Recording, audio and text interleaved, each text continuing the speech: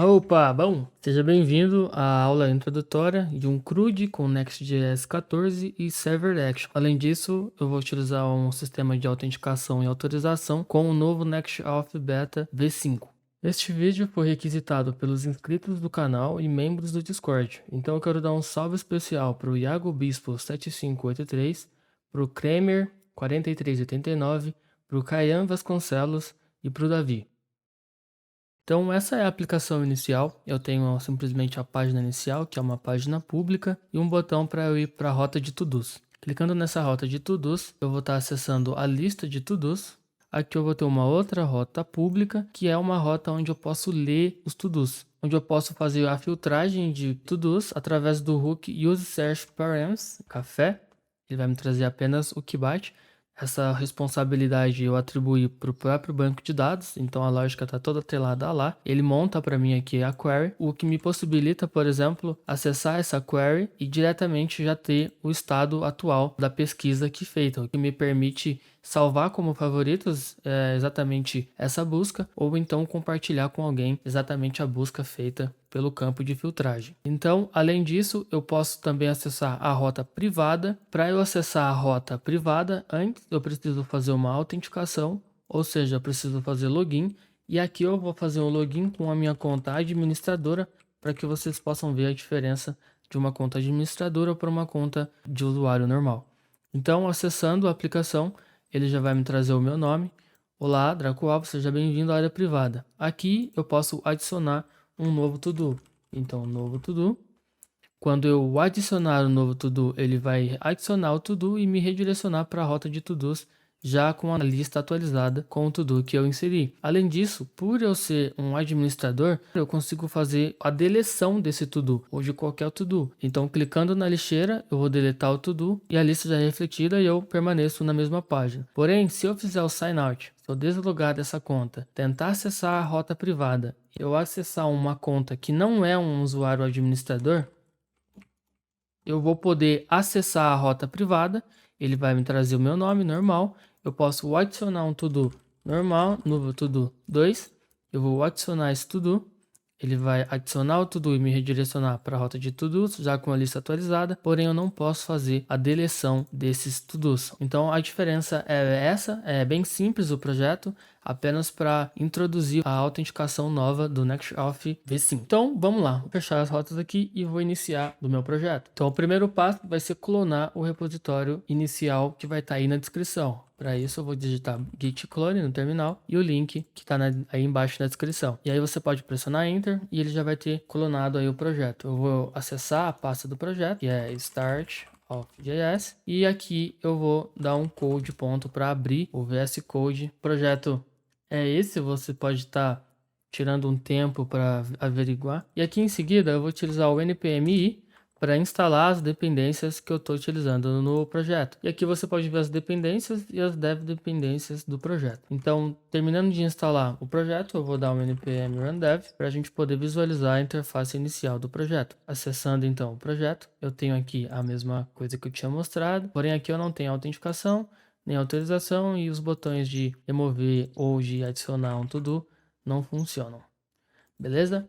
Então vamos lá, qual vai ser o primeiro passo? O primeiro passo vai ser a gente acessar o nosso github.com e criar um novo repositório. Eu vou chamar ele de todos app e eu vou deixar ele privado. Vou criar o repositório e aqui, ao invés de seguir esses comandos, eu vou parar o projeto, vou limpar aqui o console. Deixa eu expandir um pouco esse terminal porque ele está meio pequeno, tirar um pouco do zoom, e eu vou utilizar o comando git remote set-rl origin e o link do repositório, que é nada mais do que esse link aqui. Então eu vou colar. Em seguida eu vou utilizar o comando git branch -m maiúsculo main para criar uma branch main e setar essa branch como uma branch principal. E em seguida eu vou utilizar o comando git push -u minúsculo main para setar os pushes para branch main e os próximos pushes automaticamente ir para main também. Opa, esqueci do git push -u origin main. Feito isso, ele vai pedir o seu usuário, se você tiver essa autenticação, né? Eu vou colocar aqui o meu usuário e a minha senha. Então, eu vou colocar minha senha e agora, se eu atualizar o repositório, eu já tenho um repositório aqui para mim. Agora, o que eu preciso fazer é acessar o vercel.com/dashboard e aqui eu vou adicionar um novo projeto para então importar o projeto que eu acabei de criar, que é o Todo's App. E aqui eu vou fazer o deploy diretamente. Eu vou esperar esse deploy ser feito. Aqui vai estar o processo de building dele. Assim que concluir, a gente volta. E agora que o deploy já está concluído, eu vou clicar em continuar para o dashboard. E eu vou conseguir acessar esse projeto, já está no ar, beleza? Eu vou colocar um zoom para ficar melhor. Mas eu não fiz o deploy para deixar o projeto no ar. Eu fiz o deploy porque eu preciso integrar ele ao banco de dados. Então, acessando a aba Storage, aqui em Postgres Serverless SQL, eu vou criar um banco de dados. Vou aceitar aqui os termos. Vou manter o nome sugerido e a região padrão. Vou clicar em Create e Continue. Aqui são as variáveis de ambiente que ele vai integrar automaticamente no meu projeto. Eu vou clicar em Connect e ele vai ter feito a conexão para mim. A primeira coisa que eu vou fazer aqui é acessar a aba env.local. Eu vou clicar em Show Secret para ele mostrar as credenciais e eu vou clicar em Copy Snippet. Agora eu já posso esconder as minhas credenciais. Agora, voltando para o projeto, eu vou acessar o meu Git, o meu .git ignore, vou verificar se tem um .env adicionado no Git ignore para que ele não vá para o Git. Na raiz do projeto, eu vou criar um arquivo chamado .env e aqui eu vou colar as credenciais lá do meu Vercel Postgres. Além disso, antes da gente continuar, eu vou acessar aqui o terminal e eu vou digitar o seguinte comando: OpenSSL rand -base64 espaço 32, para que ele me gere um código aleatório. E esse código eu vou criar uma nova variável de ambiente aqui, chamado next_of_secret, que vai receber este valor aqui, tanto como uma string, ou você pode simplesmente remover o sinal de igual e salvar. Feito isso, eu vou fechar o meu .env aqui, eu vou copiar esse cara, vou acessar as minhas configurações aqui do projeto, em variáveis de ambiente, eu vou simplesmente colar essa variável de ambiente, clicar em salvar. Adicionado com sucesso, beleza. Eu vou voltar para o meu storage e vou acessar o meu banco de dados. Então aqui eu já tenho essa aba Browse e eu tenho essa aba Query. A aba Browse, ela vai me mostrar as tabelas do projeto e os registros de cada tabela. Já em Query é onde eu posso fazer a query diretamente para o banco de dados. E a primeira query que eu vou usar é a query para gerar IDs automático. Então eu vou utilizar a seguinte query: create extension if not exists. E aqui o nome da extensão, que vai ser UID OSSP. Ou seja, crie uma extensão se ela não existir. Aí coloca o nome da extensão, que é UID OSP. E aqui eu vou rodar a query. Beleza, rodou a query com sucesso. Agora eu preciso criar uma tabela, que vai ser a tabela de to-dos, para que eu possa manipular essa tabela. Criar registro, deletar registro, etc. Então eu vou utilizar o comando create table if not exists e eu passo o nome da tabela. Vai ser a tabela to-dos e eu passo uns parênteses. Dentro desses parênteses vão ter os campos dos to-dos, que eu vou colocar o campo ID, que vai ser do tipo UUID, default, que vai ser gerada automaticamente pelo padrão UUID v4, que é a função fornecida pela extensão que a gente acabou de instalar. Então, UUID generate v4. Essa é uma função da extensão para gerar automaticamente os IDs. E eu também vou dizer que essa coluna vai ser a chave primária do meu registro. Em seguida, eu vou ter um campo todo, que vai ser nada mais o texto, né? Eu vou colocar do tipo varchar, que vai ter 255 caracteres e que não vai ser vazia. Então eu insiro not null. Além disso, eu vou ter um campo created at, que vai ser do tipo date e também vai ser not null. Ele não vai ser vazio. Então eu vou rodar essa query. E agora que eu rodei essa query, se eu vir na aba Browse, acessando aqui a lista, eu consigo já ver a tabela to-dos e as colunas ID, to-do e created at. Agora que eu já criei a tabela de to-dos, eu vou voltar para o VS Code. E aqui, acessando a pasta app, acessando a pasta to-dos e a to-dos list, o componente to-dos list, que eu já posso ver que eu estou utilizando um mock para mostrar os to-dos em tela. Então aqui no meu terminal, antes da gente iniciar, eu vou limpar o terminal, vou subir um servidor. Acessando aqui o localhost, eu vou fechar todas essas outras abas que estavam abertas. E aqui acessando a lista de to-dos, eu vejo que eu tenho nada mais nada menos do que o mock de passear com dog, ir para academia e visitar a avó. É exatamente os to-dos que estão aqui. Antes de eu buscar os to-dos no banco, eu preciso criar os to-dos no banco. E como é que eu vou criar esses to-dos? Acessando aqui a rota privada, eu vou ter um componente create to-do, que é o componente que vai criar de fato um to-do. Mas antes de eu manipular o formulário, eu vou criar uma action. Então aqui na raiz do projeto eu vou criar uma pasta actions. E dentro da actions eu vou criar um arquivo chamado todos.ts. Essas actions vão ser responsáveis por lidar com os to-dos.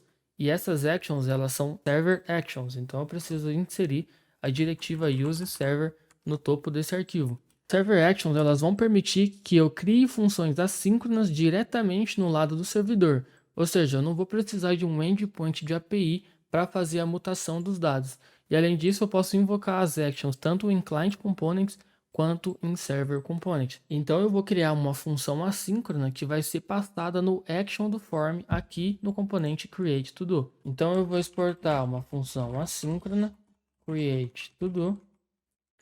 Essa função ela vai receber como primeiro parâmetro o form data, que vai ser tipado com form data.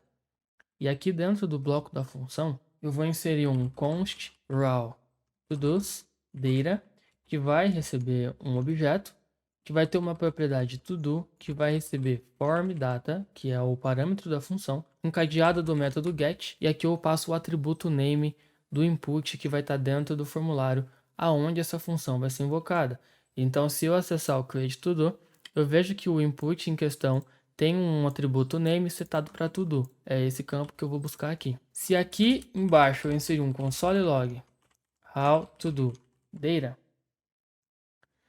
e essa função create to do ser inserida num atributo action do form, passando create to do aqui, quando eu acessar a minha aplicação na rota privada e clicar em teste e adicionar o to do, aqui no meu terminal eu vou ter este valor, to do recebendo o valor teste. Então eu já posso inserir esse valor, esse to do no banco de dados, mas antes de eu inserir esse to do no banco de dados, eu vou garantir de passar os dados com o formato e as tipagens corretas. Então eu vou utilizar o Zoid para fazer essa validação e mutação de dados. Então aqui no início eu vou armazenar em uma const todo esquema a invocação de z.object e recebe um objeto como argumento. Eu vou importar o z aqui diretamente de Zoid, então eu vou ter um id que vai ser do tipo string. Eu vou ter um to-do, que vai ser do tipo string, e eu vou ter um created at, que vai ser do tipo string. Opa, aqui é z.string. Só que se você reparar, eu só tenho um input to-do aqui, eu não tenho um input para inserir o id e nem para inserir a data. Então, abaixo dessa const, eu vou criar uma outra const, create to-do, com C maiúsculo inicialmente, que vai receber o to-do esquema, encadeado do método omit, que recebe um objeto como argumento, que vai ter os campos a serem omitidos, que vai ser o id, que vai receber o valor como true, e o created at, que vai ser também true. Então, agora esses dois campos serão omitidos. Então, eu só preciso dessa const agora para inserir aqui na minha função. Então, eu vou apagar tudo que está aqui.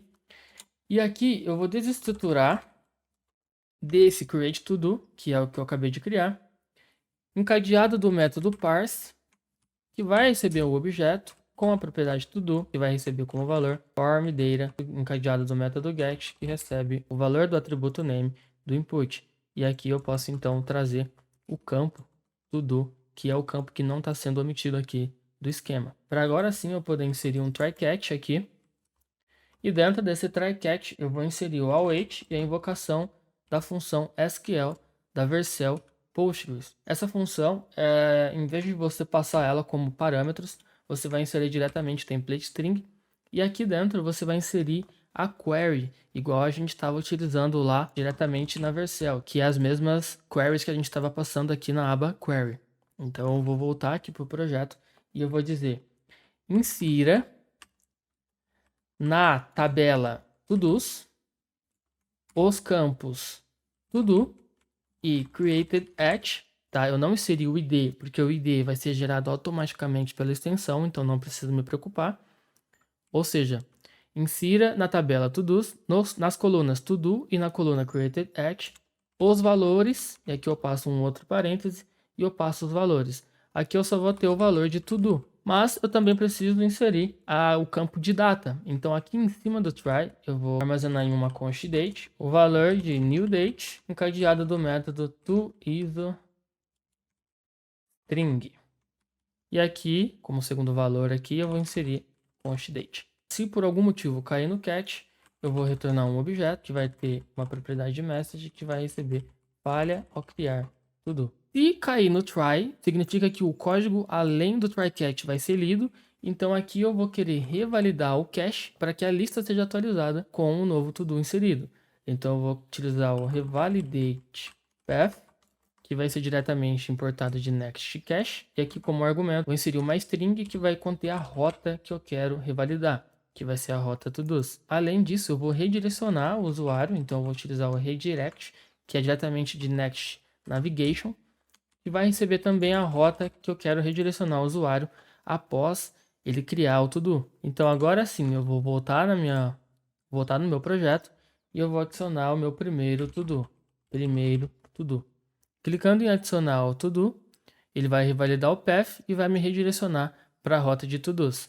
Se eu acessar aqui a aba Browse, clicar em Choose Table e aí vir em To-Dos, eu vou ver que agora eu já tenho o meu primeiro To-Do adicionado. Aqui eu vou ter o ID gerado automaticamente, o To-Do, que eu escrevi no input, e aqui o Created At, que é nada mais nada menos do que a data que o To-Do foi inserido. Agora eu já posso acessar a minha lista de To-Dos no projeto, que está na pasta To-Dos, em To-Dos List. Eu posso remover essa const to-dos daqui. E agora eu preciso criar uma action que vai buscar esse to-dos lá no banco de dados. Então aqui embaixo eu vou exportar uma função assíncrona get to-dos. E essa função ela é um pouco mais simples. Eu só vou ter aqui um try catch. Para que dentro do try eu vou armazenar em uma const a desestruturação da invocação do await SQL, e aqui eu vou inserir a query que vai buscar os to-dos no banco de dados. Então select, asterisco significa tudo, então selecione tudo de, que é from, to-dos, que é o nome da tabela. E aqui eu vou desestruturar a propriedade rows. E em seguida eu preciso retornar esses rows. Caso caia no catch, eu vou lançar um erro, throw new error, que vai receber a mensagem de erro, que vai ser falha ao buscar to-dos no banco de dados. Então agora, voltando na minha lista de to-dos, antes do return, eu vou armazenar em uma const to-dos, que é o que está sendo passado no map, e vai receber a await e a invocação de get to-dos. Só que essa função precisa ser assíncrona, então antes do function eu vou inserir async, e aqui eu vou importar a função get to-dos. Agora, se eu voltar na minha aplicação, eu já tenho o meu primeiro to-do adicionado.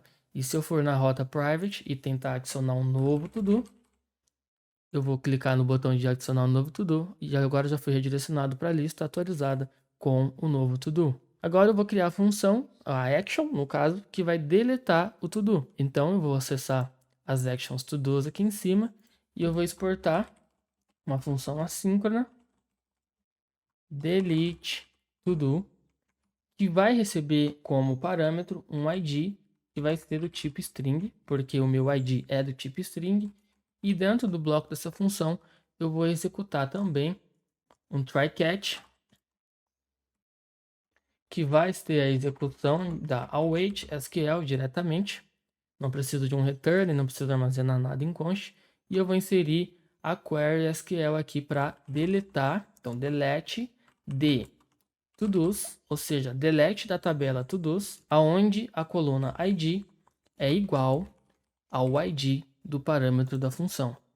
Caso por algum motivo caia no catch, eu vou retornar um objeto que vai ter uma propriedade de message que vai conter a mensagem de erro. Então, erro ao deletar to-do do banco de dados. E como eu estou fazendo uma deleção de algum to-do, a lista de to-dos ela precisa ser atualizada. Então é o mesmo princípio que eu fiz aqui em cima. Eu vou revalidar o cache e eu passo a rota que eu quero revalidar. Então, agora eu vou copiar esse delete to-do e aqui onde tem esse componente delete to-do, eu vou ter ele vai ser um pouco diferente, porque esse formulário ele precisa receber a action de deleção de to-do. Porém, se eu inserir uma action que vai receber a função delete to-do, esse D é minúsculo, eu vou importar aqui do actions e ele vai dar um problema aqui, porque essa função ela precisa ter um campo ID e eu não posso inserir o ID aqui dessa forma. E eu também não posso inserir dessa forma. Se eu inserir dessa forma e clicar em atualizar, ele vai dizer que esse componente precisa ser use client. E para que eu possa fazer isso da forma correta, eu vou armazenar em uma const delete to do with ID, que vai receber a invocação de delete to do encadeado do método bind, que vai receber null como primeiro argumento e o ID como segundo argumento. Agora esse ID está sendo passado pela função aqui e no action eu vou passar o delete to do. Então, aqui no meu to-dos list, eu estou fazendo o map e para cada to-do ele me traz todas as colunas, né? Todos os campos dos to-dos. E no delete to-do eu passo o to-do ID. Já esse delete to-do vai me trazer o ícone da lixeira e se eu clicar nesse to-do específico, ele vai fazer a deleção desse to-do específico.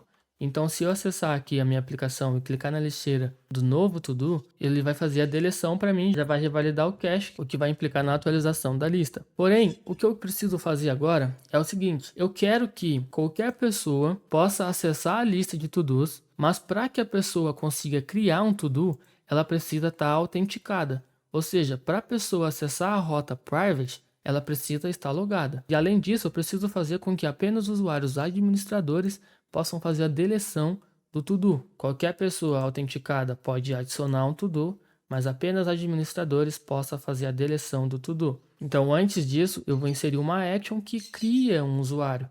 Então, aqui, se eu acessar a rota auth/login, eu vou ter um formulário para fazer o login. E clicando aqui em Create automaticamente, eu vou ter um formulário para criar um usuário, que vai ter 3 campos. Então, antes de eu continuar, voltando aqui no projeto, eu vou fechar tudo que está aberto. E eu vou criar uma pasta types. Dentro dessa pasta types, eu vou criar um user.ts. E aqui no arquivo, eu vou exportar um type user, que vai receber o campo ID, que vai ser uma string, o campo name, que vai ser uma string, o campo email, que vai ser uma string, o campo password, que vai ser uma string, o campo image, que vai ser uma string, e o campo role, que vai ser do tipo string. Agora, aqui na minha actions, eu vou criar um arquivo users.ts e aqui eu vou utilizar o mesmo conceito do create to-dos. Então, a primeira coisa a se fazer é utilizar a diretiva useServer e em seguida eu vou exportar uma função assíncrona function create user. E antes de eu continuar a execução dessa função, eu vou criar o meu esquema. Então, eu vou armazenar em uma const user esquema, que vai receber a invocação de z encadeado do método object, que recebe um objeto como argumento. E aqui eu vou passar os campos do usuário. Então eu vou ter deixa eu só importar aqui o usuário. E aqui dentro eu vou ter o campo ID, que vai ser do tipo string, então o z string. Vou ter um campo name, que vai ser z string. E aqui eu posso passar um erro, se eu quiser. Então eu vou inserir aqui, por exemplo, utilizar um required error, dizer que o nome é obrigatório. Além disso, eu vou quebrar aqui para a segunda linha. Vou quebrar aqui, vou identar esse cara, que vai ter um segundo método, que é o método min. Como primeiro argumento, eu passo o número de caracteres mínimos e como segundo argumento, eu passo a mensagem de erro quando alguém tentar cadastrar um usuário com menos de 3 caracteres. Então, esse seria o nome, deve conter pelo menos 3 caracteres. Em seguida, eu vou ter um campo e-mail, que vai ser do tipo string, e também vai ter a validação de e-mail, que eu vou inserir como primeiro argumento uma mensagem de erro, insira um e-mail válido. Em seguida, eu vou ter um campo password, que também vai ser do tipo string, também vai ser encadeado do método min, como mínimo 6 caracteres, e a mensagem de erro, a senha deve conter no mínimo, eu posso fazer o mesmo. Pronto. Vou ter também um campo image, que vai ser tipo string, e um campo role, que vai ser do tipo string. E se eu voltar no formulário, eu só tenho 3 campos. O campo de name, e-mail e password. Então eu vou precisar omitir os campos que não são passados. Então eu vou utilizar const create user, que recebe user schema, encadeado do método omit, que vai receber um objeto com o campo id setado para true, image true e role, true. E também, antes de eu começar a trabalhar na função, eu vou criar uma tipagem. Então, type create user state, que vai receber uma propriedade errors, que pode ser undefined, errors, que é opcional, que vai ter os campos dos inputs relacionados. Então, name, tudo opcional, que recebe string array. Por que que vai o que eu estou tipando como string array? Porque no exemplo que eu estou dando aqui, por exemplo, o campo e-mail ele só tem um erro, então ele não precisa ser tipado como um array de string. Porém, o campo name ele tem 2 erros, então ele pode ter um erro ou outro. E além disso, ele pode ter vários outros tipos de erro. Então fica a critério de vocês aí utilizar mais erros, né? Essa aqui é só uma introdução, então eu estou tipando como array de string porque já estou pensando no futuro. Então eu vou colocar e-mail e o password que está faltando aqui. Agora, essa função createUser, ela vai receber 2 parâmetros. Primeiro, que vai ser o estado da validação, para quando ela dar erro, ela poder lançar esses erros. Então, eu vou colocar aqui como errors, ou na melhor, colocar state, que vai ser tipado com esse createUserState. E em seguida, o formData, que é onde eu vou obter o valor dos campos, que vai ser tipado como formData. Aqui, eu vou armazenar em uma const validated fields a invocação de createUser.safeParse. Então, aqui dentro eu vou ter normalmente os campos, né? Name, que vai receber formData encadeado do método get, que vai receber name, porque é o atributo name que o meu formulário tem. Se eu acessar auth, register form, eu tenho um input que eu tenho um atributo setado para username. Aqui eu vou alterar para name, tá? Para deixar mais simples. E em seguida eu vou ter um input com um campo, eu vou ter um input com um atributo name setado para e-mail e um atributo name setado para password. Então aqui eu vou setar um campo name para e-mail e aqui embaixo password. Aqui faltou as vírgulas. E agora, antes de eu usar esses dados, eu vou checar se os dados foram validados com sucesso. Então eu vou criar uma condição para checar se validated fields.success, ou seja, se os dados foram um sucesso, mas aqui eu quero inverter, né? Então, se os dados não forem um sucesso, eu vou retornar um objeto que vai conter uma propriedade errors, que vai conter validated fields.error.flatten, um método, .fieldError. E em seguida eu vou ter uma outra propriedade message que vai conter um erro universal, que será preencha todos os campos. Agora, aqui abaixo, se esse if não for lido, significa que os campos foram validados com sucesso. Então agora eu posso desestruturar diretamente de validated fields .data. Eu vou desestruturar os campos, né, os valores dos inputs que estão sendo passados, que vai ser o name, e-mail e o password.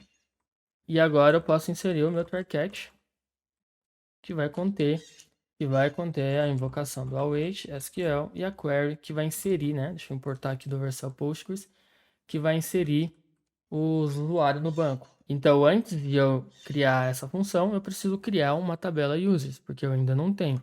Então, eu vou voltar lá no painel da Vercel. Então, aqui no painel da Vercel, eu vou voltar, vou acessar a query e aqui eu vou inserir a tabela. Então, vamos lá, create table if not exists e o nome da tabela, que vai ser users. Então, dentro dos parênteses, eu vou ter os campos, que vai ser do tipo ID, né, default. Ele vai ser gerado pelo padrão do ID V4, que nada mais é do que a mesma coisa que a gente fez com a tabela todos, generate V4. E vai ser também a chave primária aqui do registro. Então, eu vou ter também um tipo name, que vai ser varchar, com no máximo 255 caracteres, e not null. Além disso, eu vou ter um campo e-mail, que também vai ser um varchar. Aqui eu vou colocar 320, que é mais do que o suficiente para os campos de e-mail. Not null também. E eu vou utilizar um unique, porque eu quero que cada usuário tenha um e-mail único. Além disso, eu vou ter um password, também vai ser um varchar, porque aqui eu vou criptografar a senha do usuário e essa criptografia gera 60 caracteres. Então é exatamente o que eu estou passando aqui. E também vai ser not null. Em seguida, eu vou ter um campo, inclusive vou ter uma coluna image, que também vai ser um varchar, com 2048 caracteres, que é mais do que o suficiente para armazenar strings de imagens. E esse cara, ele pode ser vazio, porque o usuário pode ter uma foto ou não. E também vou ter o campo role, que também vai ser um varchar com 50 caracteres e not null, porque a role é obrigatória. Eu vou remover essa vírgula final daqui, porque ela não é necessária. Eu vou rodar o comando. Então, a query rodou com sucesso. Agora eu tenho uma tabela users com os campos que eu setei. A rule aqui no final. Então, beleza. Agora eu posso prosseguir com a query aqui. Então, eu vou inserir, insert into users, ou seja, insira na tabela users, nos campos name, e-mail, password, image e role, os valores, e aqui eu passo os valores. Valores name. Então, name eu tenho aqui, name, e-mail, vírgula, password, mas aqui eu não vou passar o password diretamente, porque eu quero fazer a criptografia dessa senha. Então eu vou armazenar em uma const hashed password a invocação de await bcrypt, encadeado do método hash. Esse bcrypt eu preciso importar ele, então não tá, a importação automática tá quebrando, eu vou importar aqui direto, bcrypt from bcrypt. E esse método hash, ele recebe dois argumentos. O primeiro argumento é o que eu quero fazer a criptografia, que no caso é a senha, né? É o password. E o segundo argumento é o buffer. É um numérico para dizer a força dessa criptografia. Eu vou utilizar o número 10. Então aqui nesse campo eu vou utilizar o hash de password, certo? E aqui no campo image eu vou armazenar em uma nova const GitHub avatar, o GitHub image, que vai receber uma template string contendo https://github.com/ e aqui eu vou inserir o dólar, né? Seria a variável name.png. Então, se o usuário se cadastrar com o mesmo nome do GitHub dele, ele vai ter aí a imagem de perfil dele. Então, se eu acessar aqui github.com/dracoalves.png, vai trazer a minha imagem aqui, exatamente essa imagem que eu vou estar usando aqui para cadastrar no banco de dados. Então, aqui eu vou inserir GitHub image e aqui também eu vou armazenar em uma const role user, porque todos os usuários cadastrados, por padrão, eles vão ser do tipo user. Então, eu vou inserir o dólar e role. E caso caia no catch, eu vou retornar um objeto que vai ter uma propriedade message, falha ao inserir usuário no banco de dados. É isso. E se não cair no catch, se cair no try, o código abaixo do try catch vai ser lido. Então eu vou redirecionar o usuário para a rota de fazer login. Vou importar aqui do Next Navigation e pronto. Agora eu vou pegar essa função create user e aqui no meu formulário de criar, né, de registrar um usuário, eu vou transformar esse cara em um use client. Porém, eu estou utilizando uma função server side. E para que eu possa utilizar uma server action em um componente use client, eu vou precisar importar um hook do React DOM, que se chama use form state, que ele vem direto do React DOM. Armazenar uma const aqui, use form state. Esse hook ele vai receber aqui na concha, ele vai receber aqui o state e o dispatch. E aqui no userForm state ele vai receber a função createUser, que eu vou importar das actions, né? Deixa eu só juntar aqui as importações. E como segundo argumento, eu vou trazer os erros, né? O estado de erro dessa action. Então, eu vou inserir aqui um errors state. E aqui em cima eu vou criar uma const errors state, que vai receber um objeto com uma propriedade message que recebe null e uma propriedade errors que recebe um objeto vazio. Feito isso, agora eu posso vir aqui no meu formulário e utilizar o atributo action que vai receber o dispatch, que vai lançar a função createUsers para mim. E aqui nesse state é onde eu vou obter os erros. Então aqui, depois do input, eu vou utilizar aqui um state.errors. O nome do campo, né, que eu quero utilizar esse erro, que é o name. Então, se existir um erro, eu quero pegar o state.errors.name, porque pode ser mais de um, lembra que é uma array de string. Então, eu vou fazer um map nele, onde para cada erro eu vou ter um P que vai conter o erro. Que eu vou inserir uma propriedade key que vai receber error também. Além disso, eu vou colocar um class name text head 500 e um text fm aqui para ficar menor, né? E aqui eu vou inserir um parênteses e colocar na linha de baixo aqui. Então, se eu tentar acessar agora, se eu tentar criar um usuário aqui, ele vai lançar o erro lá do Zoid que a gente configurou. O nome deve conter no mínimo 3 caracteres. Beleza. Eu vou copiar esse cara, eu vou colocar aqui embaixo, vou alterar de name para e-mail, e aqui embaixo eu vou alterar de name para password. Então agora eu tenho os três erros lá do campo, eu tenho os 3 erros lá da validação do Zoid. Porém, se eu colocar o meu usuário, Dracoalv, colocar um e-mail aqui, dracoalv@livesc.com e uma senha, quando eu clicar em criar conta, ele me redirecionou aqui para a rota de fazer a autenticação, e se eu acessar aqui a tabela users novamente, eu já vou ver o registro aqui do meu usuário. Então eu criei então o ID foi gerado automaticamente, o name já está gerado, o e-mail está gerado, a senha está criptografada, o usuário trouxe, né? A imagem trouxe o GitHub e o nome do meu usuário, .png, e a role está do tipo user aqui. Beleza? Agora eu preciso criar uma action que vai fazer o login para mim. Só que antes disso, eu preciso criar uma action que vai verificar se existe de fato esse usuário, né?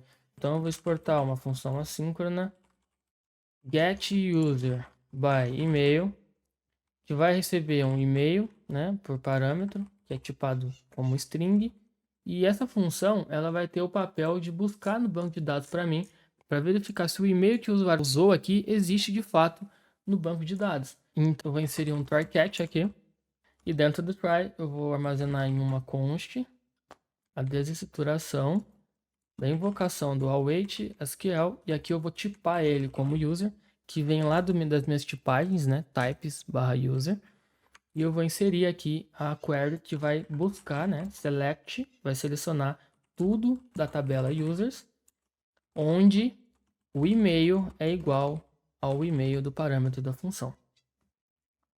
E aqui eu vou desestruturar a propriedade rows, e eu vou retornar a primeira ocorrência de rows. Então, rows, colchetes 0. Já se cair no catch, eu vou lançar um erro, throw new error, uma mensagem de falha ao buscar usuário, ou melhor, né? Este usuário não existe. E apenas isso. Por que eu fiz isso? Porque eu preciso criar uma função de autenticação. Só que essa função de autenticação ela não vai ser criada aqui.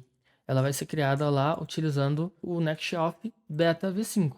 Então aqui eu vou fechar tudo que está aberto, eu vou minimizar todas as pastas. E aqui em app, na pasta auth, eu vou criar um novo arquivo chamado auth.config.ts. E a primeira coisa que eu vou fazer é importar um type, tá? Do next auth config diretamente de next auth. E aqui eu vou exportar uma const auth config que vai receber um objeto tipado como o next auth config. Agora aqui dentro desse objeto eu já vou ter todas, né, as propriedades e métodos da configuração do NextAuth. Então, inicialmente eu vou inserir um pages que vai receber um objeto. Eu vou inserir a propriedade de callbacks, que também vai receber um objeto, e eu vou inserir a propriedade de providers, que vai receber um array. Aqui dentro do pages eu vou obter um sign-in, uma propriedade sign-in, que vai receber como valor a rota aonde o usuário tem que fazer a autenticação. Se eu não inserir essa propriedade, o NextAuth vai me redirecionar para um formulário de login próprio deles, onde você não vai ter muito controle sobre a interface e sobre os erros que vão ser lançados através dele. Então, como eu já tenho um formulário de login, é para lá que esse usuário deve ser redirecionado quando ele precisar fazer login. Já aqui dentro do bloco do callback, eu vou inserir um método authorized, que recebe como argumento uns parâmetros que eu vou desestruturar aqui, né? Então aqui ele está dizendo que é o parâmetro request e o parâmetro auth. Então eu vou desestruturar aqui o auth e o request. Só que indo além, eu vou desestruturar do request o next, é minúsculo, né? Next URL. E essa função, ela precisa retornar true ou false. Ela está esperando que retorne um valor booleano. Então eu vou primeiramente armazenar em uma função isLoggedIn, que vai receber auth.user. Essa propriedade auth, ela vai receber session ou null, ou seja, a sessão do usuário.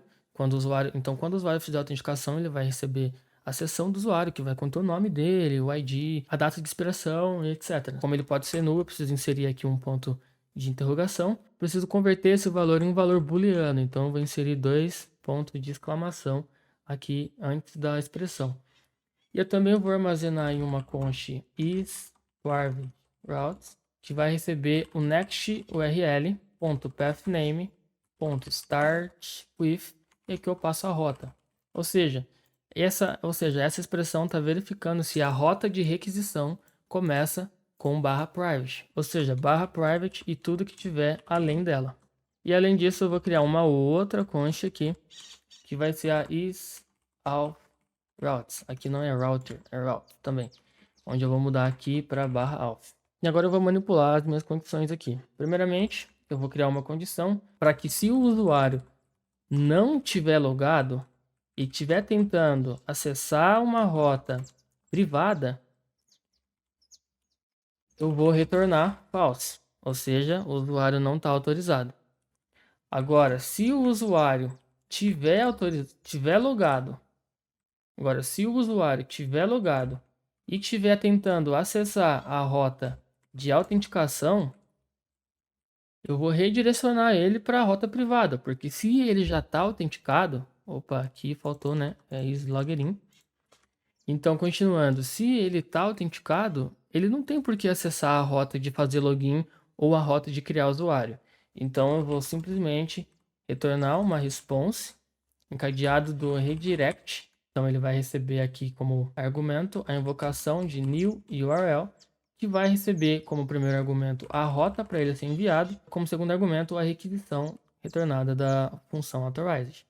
Então, agora, se o usuário está autenticado e ele está tentando acessar a rota de fazer login, ele vai ser redirecionado para a rota privada. E em seguida eu vou retornar true, porque se essas condições não forem atendidas, significa que o usuário está autenticado. Agora eu vou criar um outro arquivo aqui na pasta auth, que vai ser o providers.ts. E esse providers, estou separando ele em um arquivo, porque eu posso ter vários provedores, né? É onde eu vou lidar com a autenticação e também com a validação do formulário de fazer login. Então a primeira coisa que eu vou fazer aqui é armazenar em uma const providers um objeto que vai receber o objeto authconfig aqui do meu arquivo auth.config. Então eu vou import authconfig, pronto, e eu vou colocar um ponto barra aqui, authconfig. E dentro desse objeto eu vou espalhar o authconfig. E aqui a gente inseriu um provider, né, com um array vazio Mas aqui eu vou sobrescrever esse providers, então eu vou inserir um novo providers, que vai conter aqui os provedores, né, os métodos de autenticação. Nesse vídeo eu vou inserir apenas o provedor de autenticação por credencial, então eu vou importar aqui, import credentials from nextauth barra providers barra credentials. E aqui eu vou chamar o credentials, é um método, e nesse método ele vai receber uma configuração do que eu vou desestruturar aqui, e vou passar uma função assíncrona chamada authorize, que vai receber credentials como argumento. E essa função ela precisa retornar ou usuário ou null. Então, para impedir esse erro aqui, eu vou inserir um return null aqui, para já impedir o erro. E agora eu vou criar a validação aqui utilizando o próprio Zoid, tá? E se a validação for um sucesso, eu retorno usuário, senão no final vai retornar null. Então a primeira coisa que eu vou fazer é armazenar em uma const parsed credentials a invocação de z.object, que recebe um objeto como argumento. Vou importar o Zoid aqui. E aqui é os campos, né, que eu vou ter. Então eu vou ter um campo e-mail, vai ser tipado como string, encadeado do método e-mail, com a mensagem de erro, insira um e-mail válido. E também vou ter um campo password, que é tipado como string, .min, contendo como primeiro argumento 6, né, que é 6 caracteres, e a mensagem de erro, a senha deve conter no mínimo 6 caracteres. E aí já vou encadear direto aqui o método saveParse, né, que vai receber as credentials, né, aqui do argumento do método authorize. Agora, aqui abaixo eu vou criar a condição, mas dessa vez eu vou criar a condição verdadeira, né? Não vou criar uma condição negativa, né? Então eu vou inserir a const parsed credentials.success e se essa condição for verdadeira, ou seja, se os dados foram parseados com sucesso, eu vou armazenar em uma const a desestruturação de parsed credentials.data.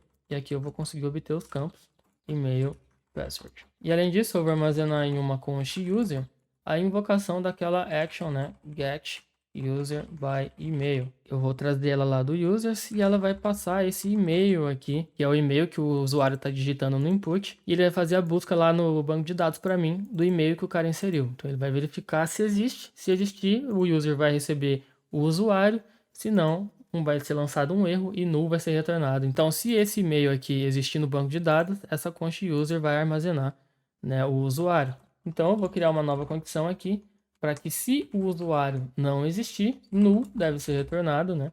Então, nada abaixo desse if vai ser lido. Agora, além disso, eu vou criar... Deixa eu só indentar aqui, arrumar certinho. E aqui embaixo, eu vou criar uma const password match que vai armazenar o valor do password da pessoa. Então, a pessoa vai ter que digitar a password e eu vou ter que bater lá no banco de dados para conferir. Aqui, a gente tem que pensar o seguinte: a gente fez a criptografia da senha. Então, quando o usuário coloca uma senha para cadastrar um usuário, a senha é toda criptografada lá no banco de dados. Então, para que eu possa fazer a comparação se a senha que o usuário digitou bate com a senha criptografada que está armazenada no banco de dados, eu preciso usar o bcrypt. Então, eu tenho que importar ele aqui, porque ele não importa sozinho. Deixa eu passar esse cara para cima. E aqui eu vou fazer o import do bcrypt from bcrypt. E aqui no bcrypt eu vou encadear o método compare, que vai receber como primeiro argumento a data, né, a password que o usuário inseriu, e o buffer, né, que é a senha criptografada lá do banco de dados, que eu posso extrair aqui do user.password, que está armazenado nessa concha aqui. Então aqui eu vou criar uma outra condição para que, se a senha bater, eu retorne de fato o usuário. Então return user. Porque esse bcrypt ele precisa de um await antes dele aqui.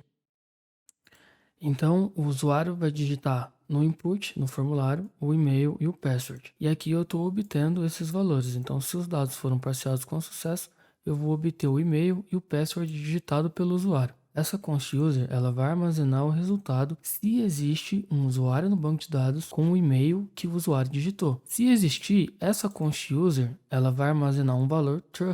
E aqui eu estou negando essa verificação. Ou seja, como esse user é um valor true, essa condição ela vai transformar essa const user em um valor false.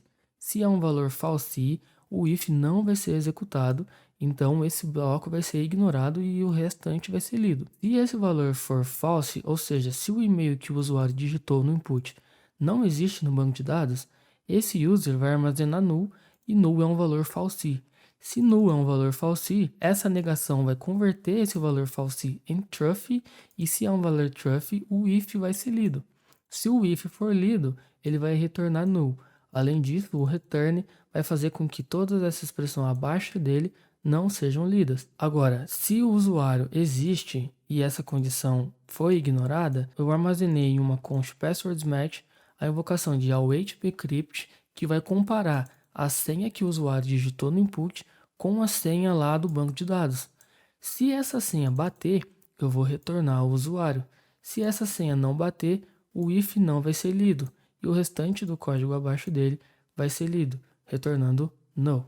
Como a const provider não está sendo usada, eu posso simplesmente exportar uma const, né, a desestruturação do método nextAuth, que vai receber o providers, que é essa const aqui.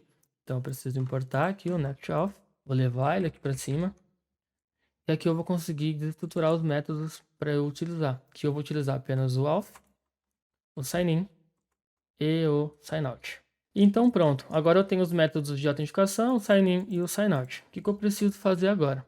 Eu preciso ir lá no meu formulário de login e inserir a action para que o usuário faça login. Porém, eu vou lá na minha actions novamente, em users, e aqui abaixo eu vou exportar uma função assíncrona, authenticate, que vai receber como primeiro parâmetro uma propriedade state, que vai ser do tipo string ou undefined.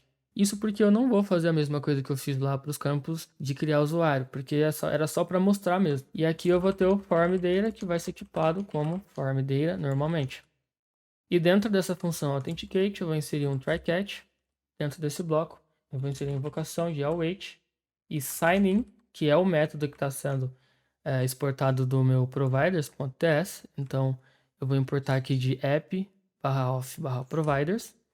E esse método sign-in, ele recebe como primeiro argumento as credentials, né? Porque eu estou usando os providers credentials. E aqui, como segundo argumento, eu vou inserir um object.from entries mesmo, que vai receber o form data, que é o parâmetro da função aqui em cima. E aqui embaixo, nesse catch, eu preciso fazer uma diferenciação dos erros. Porque, por exemplo, se um usuário tentar fazer a autenticação, eu vou ter que conferir se o erro é de autenticação ou se o erro é algum outro erro genérico. Então eu vou inserir uma condição, né, para verificar se esse erro do parâmetro do catch, ele é do tipo error. Eu vou mover essa expressão em parênteses, e aqui eu vou encadear do método message. Eu quero verificar se essa propriedade message inclui a palavra credentials sign-in. Se incluir, eu vou retornar uma string credentials sign-in. E aqui embaixo, né, se o erro não incluir uma mensagem credentials sign-in, então eu quero que ele simplesmente me retorne o erro que está sendo lançado. Agora essa função authenticate, ela vai ser utilizada lá no meu formulário de login. Então eu vou acessar o login form aqui e eu vou transformar esse cara em use client, já prevendo que você vai querer fazer, né, a validação ali, colocar os erros que está sendo lançado. Então eu vou estruturar aqui o state e o dispatch do use form state, que eu vou importar do React DOM, e vai receber o authenticate, que é a função que eu acabei de criar, que vem de actions e users, e aqui eu vou inserir um undefined, porque eu tipei esses erros como podendo ser uma string ou undefined, tá?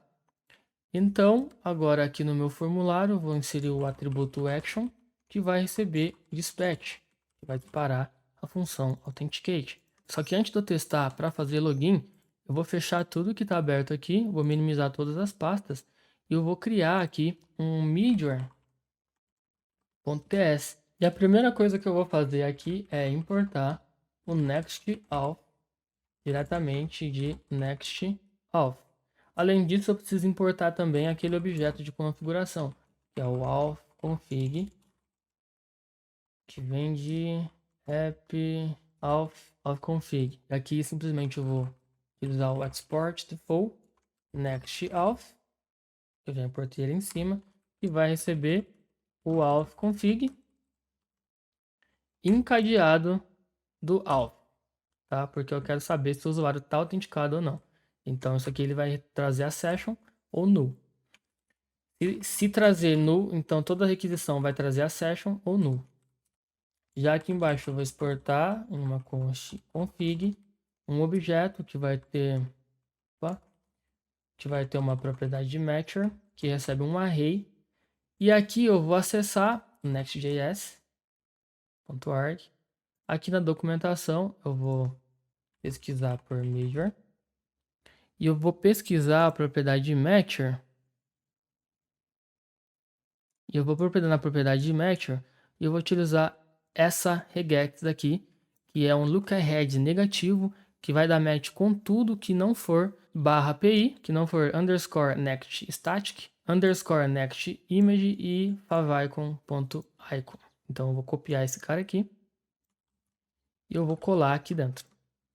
Então agora, se eu tentar acessar a minha rota privada, ele vai me redirecionar para a rota de fazer login, que é a /auth/login. Por que que isso acontece? Porque aqui no meu objeto de configuração, eu setei a propriedade pages, que recebe um objeto, né, que tem o parâmetro sign-in, e aqui ele passa a rota que eu tenho que levar o usuário para ele fazer login. Então sempre que essa função authorized retorna false, ele vai me redirecionar para a rota de fazer login. Então, se eu comentar essa propriedade pages, tentar acessar a rota private de novo, você vê que agora ele se perdeu aí, não traz mais nada. Então, eu vou comentar de volta aqui, clicar em private, ele me levou para a rota de fazer login. Agora eu tenho que fazer login, então eu vou acessar o meu banco de dados para verificar qual que era o e-mail que eu tinha colocado, porque eu esqueci.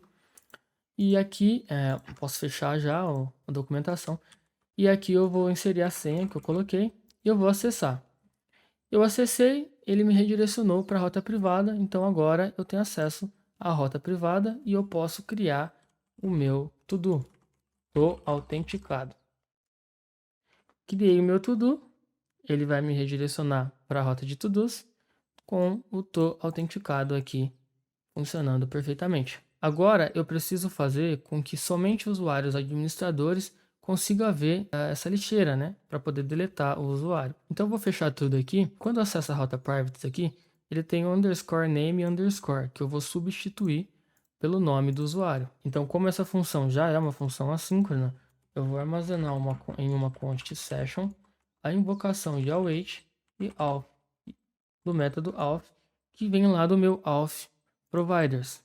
E essa session, ela vai me trazer os dados. Então, eu vou inserir uma tag pré que vai receber um JSON.stringify, que vai receber session, null como segundo argumento e 2 como terceiro argumento. Além disso, eu vou dar uma estilizada aqui. Vou colocar um idef nele. Na verdade, vou colocar um padding, um bg way 900, um rounded MD e um MT10. Vamos ver como é que tá ficando. Vou colocar um text gray 50 pra gente poder ver. Então, beleza. É isso que a session me retorna. O meu nome, o meu e-mail e a imagem do GitHub. Se ela me retorna esses dados, eu posso acessar a session ou na propriedade user e propriedade name. Deixa só eu colocar esse MT para MY e agora eu vou trocar esse cara aqui, né? Então agora eu vou, na verdade, armazenar uma const name, a invocação de session ponto user existir ponto name. Aqui embaixo eu vou trocar esse underscore por um bloco e agora ele deve me trazer o meu nome aqui. Agora eu preciso fazer com que essa session me traga a propriedade role, né, para eu saber se o usuário é administrador ou usuário. Então eu vou voltar aqui na minha pasta auth, aqui no meu auth.config e como irmã do authorized, eu vou invocar o método JWT. E esse método JWT, ele precisa me retornar o token, que ele vem aqui dos parâmetros. Então eu posso desestruturar aqui o token e aqui embaixo eu vou retornar o token. E além desse método JWT, eu vou ter o método session, que também vai receber uns parâmetros, que recebe session aqui, o token, etc. Que eu vou desestruturar também a session. e ele precisa me retornar a session. Então, quando eu não insiro esses dois métodos, por padrão, é isso mesmo que ele me retorna. Tanto é que aqui não mudou nada. Só que, para eu manipular a session, eu preciso manipular o token. Então, antes desse return token, eu vou inserir um console.log que vai receber token. Eu vou colocar token duplicado aqui, transformar esse cara em string e inserir esses dois pontos aqui para ficar fácil de visualizar. Agora, aqui abaixo, eu vejo que o meu token, ele me traz o name, ele me traz o e-mail, picture, o sub, que é subject, né, que é referente, que pega por inferência o ID do usuário, esse IAT, que é o issue at, que é quando esse token foi emitido, e o expiries, que é quando o token vai ser expirado, que por padrão é um mês. E esse JTI aqui é um acrônimo para JWT ID, que é um ID do token. E para que eu possa inserir alguma coisa na session, eu preciso primeiro manipular o token. Então, para eu adicionar uma propriedade role aqui no token, como segundo argumento do método, eu vou ter o user. Então, se eu der um console log no user, vamos ver o que ele vai me trazer. Ele me trouxe user undefined. Então, o que eu preciso fazer? Eu vou fazer um logout, tá?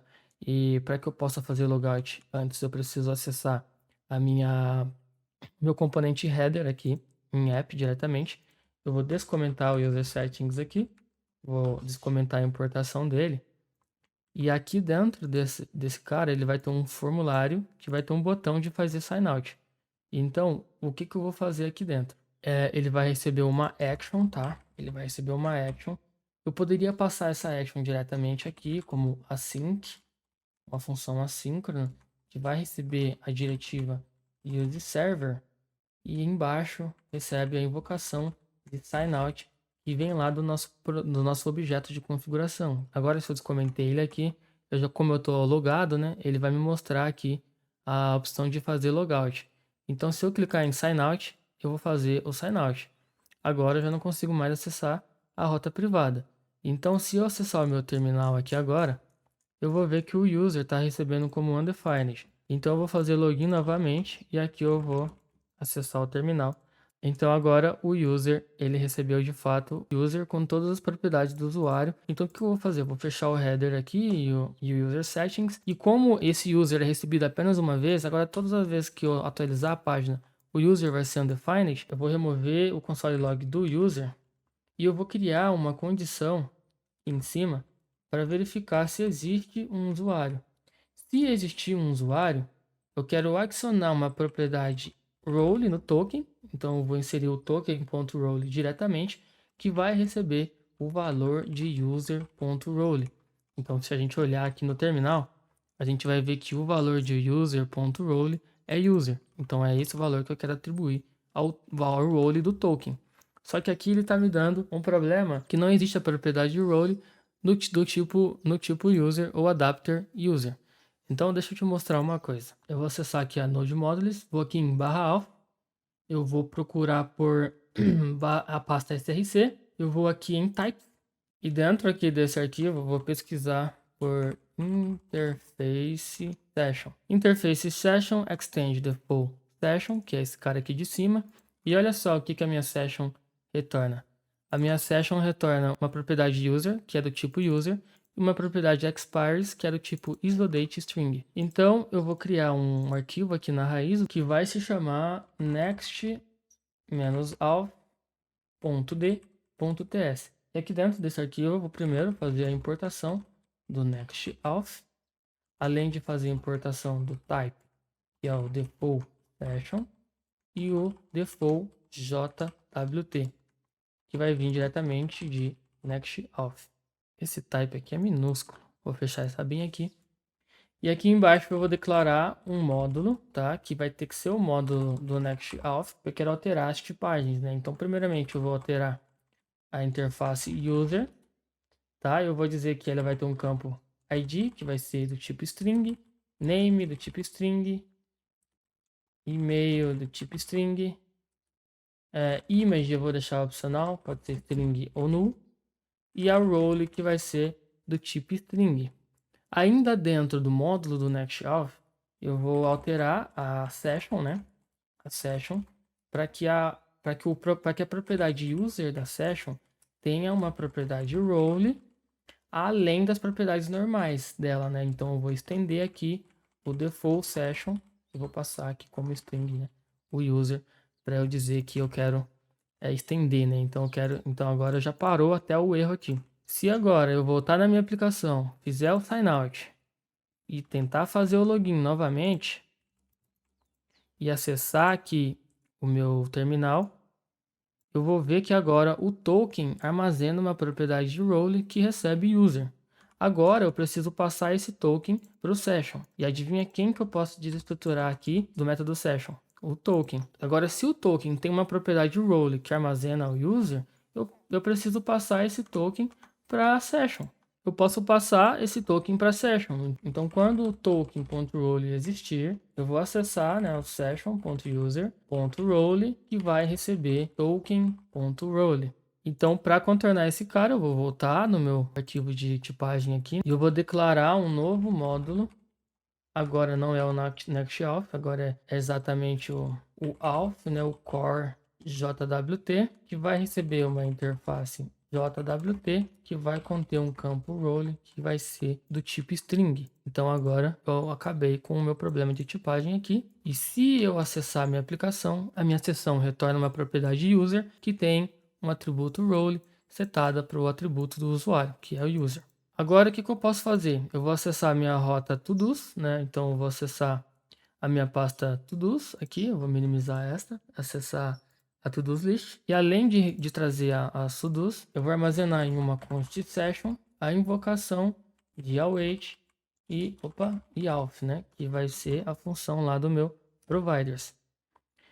E aqui, simples. Aqui eu posso fazer uma expressão, né? Para verificar se session.user.role é igual a admin. Se for igual a admin, eu vou mostrar o delete to do. E para ficar até melhor, eu vou extrair essa expressão em uma const isAdmin. E aqui em cima, eu vou criar uma const isAdmin, que vai receber esse cara aqui. Então agora, como eu não sou administrador, como meu user é do tipo user, eu não posso fazer a deleção dos to-dos. Só que se eu for no meu banco de dados aqui em query e eu atualizar a tabela users e eu setar o campo role para admin, onde o e-mail é igual ao meu e-mail específico, rodar essa query, eu vou acessar Browse e vou verificar se na tabela Users o meu e-mail está de fato com a role admin. Então agora eu estou com a role admin. Por que nada foi refletido aqui? Porque como o token ele é emitido quando eu faço o login, então eu vou precisar fazer o sign out para que eu possa tentar acessar a rota privada e fazer o login de novo. Agora sim a propriedade role vai receber admin, o que significa que se eu acessar a rota todos, eu vou poder fazer a deleção dos to-dos. Por último, antes da gente terminar, eu quero fazer a filtragem aqui por search params. Agora eu já posso até remover essa tag pré daqui, eu vou comentar. E aqui eu vou adicionar alguns to-dos. Então, criar funcionalidade de filtragem. Eu vou adicionar o to-do, vai me redirecionar para a lista de to-dos, criar funcionalidade de filtragem. E se eu tentar filtrar alguma coisa aqui, nada acontece. Então vamos lá, como que a gente vai fazer isso? Primeiramente, eu vou fechar tudo aqui. Eu vou acessar a pasta app e aqui em todos eu vou acessar o search todos. O meu search todos ele é apenas um componente que tem renderizado um input. Primeira coisa que eu vou fazer aqui então é inserir a diretiva useClient, porque ele vai precisar da interação do usuário. E em seguida, eu vou importar os seguintes hooks, que é o hook use search params, o hook use pathname e o hook use router. E todos eles vão ser importado do Next Navigation. E aqui eu vou armazenar em uma const cada invocação de cada root. Então eu vou inserir const search params, que vai receber use search params, a invocação dele aqui, né? Faltou o P maiúsculo, o path name, e aqui vai ser a desestruturação do método replace, que vai vir do use router. Aqui vai ser o use path name. Vamos lá, o que eu vou fazer com esses três roots? O search params, ele vai me permitir manipular os parâmetros da URL. Ou seja, eu quero que quando eu faça a filtragem, eu insira um query, por exemplo, café. Então eu vou ter um parâmetro query e aqui é o valor. E isso eu vou fazer com o use search params. Então, antes de eu explicar o resto, eu vou criar uma função handle search todos, que vai receber uma função com um parâmetro value do tipo string, e dentro do bloco da função, eu vou colocar um console.log do value. Aqui eu vou colocar um atributo onChange, que vai receber uma função com o parâmetro e, e vai chamar a função handle search todos, recebendo e.target.value. Agora, se eu acessar a minha aplicação e abrir aqui um inspecionar elementos, toda vez que alguma coisa for digitado, a função vai ser executada. Então, eu preciso fazer com que, se existir de fato um valor, então, quando um valor for digitado no input, eu quero fazer alguma coisa. O que eu vou fazer antes desse if? Eu vou armazenar em uma const params a invocação de new URL search params, que vai receber search params, que é esse cara aqui, que falta um H aqui em cima. E aí aqui embaixo eu vou utilizar um console log do params só para a gente ver o que está sendo feito. Então vou inserir alguma coisa. O URL search params retornou size 1. Aqui no prototype dele eu tenho vários métodos. Entre os métodos delete, tem o método get, tem o método set. Isso significa que eu posso setar parâmetros. Dentro desse if eu vou utilizar os params.set, que vai me retornar o nome do parâmetro e o valor dele. Então o nome do parâmetro eu quero colocar query, um valor fixo. Já o segundo argumento vai ser o próprio value, que vai ser o que for digitado no input. Já quando não houver algum valor no input, o cara limpar o input ou não tiver nada, eu vou invocar os parâmetros encadeados do método delete, que vai receber o nome do parâmetro que eu quero deletar. E aqui embaixo eu vou utilizar o método replace, que é para de fato construir a rota de acordo com os parâmetros. Então eu vou colocar uma template string aqui dentro, e primeiramente eu vou inserir o path name. O que o path name me traz? O path name me traz a rota atual, então ele vai me trazer o /todos. Então, como eu quero construir a nova rota a partir do /todos, eu preciso ter o path name aqui, que vai receber um ponto de interrogação, né, que é exatamente para ficar assim, query igual a café ou igual a um valor qualquer, que vai receber então aqui uma outra variável, que é o params.toString. Agora, quando um valor for digitado no input, vai me criar uns parâmetros query que recebe o valor do input. Então, o que eu preciso fazer agora? Eu vou modificar a minha action, tá? Então, eu vou voltar aqui em todos. E a minha getTodos agora vai se chamar getFilteredTodos, que recebe como parâmetro uma propriedade de query do tipo string. E aqui no código SQL, eu vou até colocar ele em uma outra linha para ficar mais legível, onde vai ser, então, select all from todos, onde a coluna todo contém de forma insensível a maiúsculas e minúsculas um texto parecido com query. Então aqui eu vou colocar uma variável que vai receber uma outra template string, porque vai ter um encadeamento aqui de uma porcentagem, que vai receber então a query. Depois da query eu vou ter uma outra porcentagem. E aqui eu vou ordenar as buscas, order by todos, né, que é o nome da tabela, da coluna created at forma decrescente. Então como que eu leio essa query? Selecione todos os registros da tabela todos, onde a coluna todo contém de forma insensível a maiúsculas ou minúsculas um texto parecido contido na variável query, cercado por percentuais que indica correspondência parcial. E em seguida, ordene os resultados pela coluna created at em ordem decrescente. E o próximo passo é acessar o componente todos list e importar o getFiltered todos no lugar de todos. Então, getFiltered todos, tá? Vou remover o getTodos daqui. E essa query ela vem aqui como próprio do componente. Então, é uma query que vai ser tipada como query do tipo string. Filtered todos, que recebe query. Então, aonde que esse componente todos é chamado? Esse componente todos é invocado aqui na todos list. E você vê que agora ele está precisando receber um parâmetro query. Coloquei aqui uma string vazia, ele já aceitou, já parou de dar problema. Porém, o que eu preciso de fato fazer é extrair aqui o search parens, né, que vai ser desestruturado aqui, o search parens, que vai receber, que pode ser, né, opcional, que vai receber uma query que vai ser do tipo string. Em seguida, eu vou armazenar em uma const query a invocação de search parens.query ou uma string vazia. E esse query eu vou inserir aqui como próprio componente todos list. Agora que eu fiz isso, quando eu pesquisar primeiro, ele vai me trazer primeiro to-do. Então, se eu voltar aqui na minha função search params, eu vou remover esse console log daqui, porque ele não é mais necessário. Então agora está funcionando, eu vou escrever estudar. Significa que está pronto? Não, não significa que está pronto. Porque a vantagem de se usar o use search params é que, por exemplo, quando você pesquisar por estudar, ele vai montar uma query para você e vai armazenar esse estado na sua aplicação. Ou seja, se você compartilhar esse link ou se você salvar esse link como favorito, ele vai estar nesse estado da aplicação.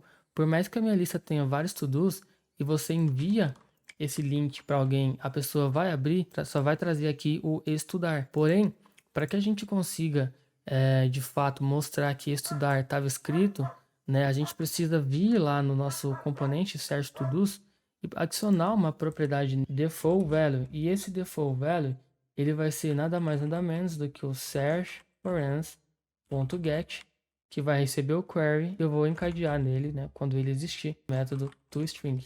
Então agora, automaticamente, o input foi populado com o que está na query. Se eu mudar a query, ele vai refletir aqui no input. Então agora sim, sempre que você pesquisar algo, enviar esse link para alguém, a pessoa vai ter a noção de que a filtragem está trazendo apenas as referências do input. Então se você limpar aqui o input, ele vai trazer todos os to-dos. Foi através do pedido de vocês que eu resolvi criar esse conteúdo introdutório que mostra como criar um CRUD com Next.js 14, utilizando Server Actions e integrando a autenticação e autorização por tipo de usuário, utilizando o NextAuth Beta v5, além da filtragem através dos parâmetros da URL que reflete diretamente no banco de dados.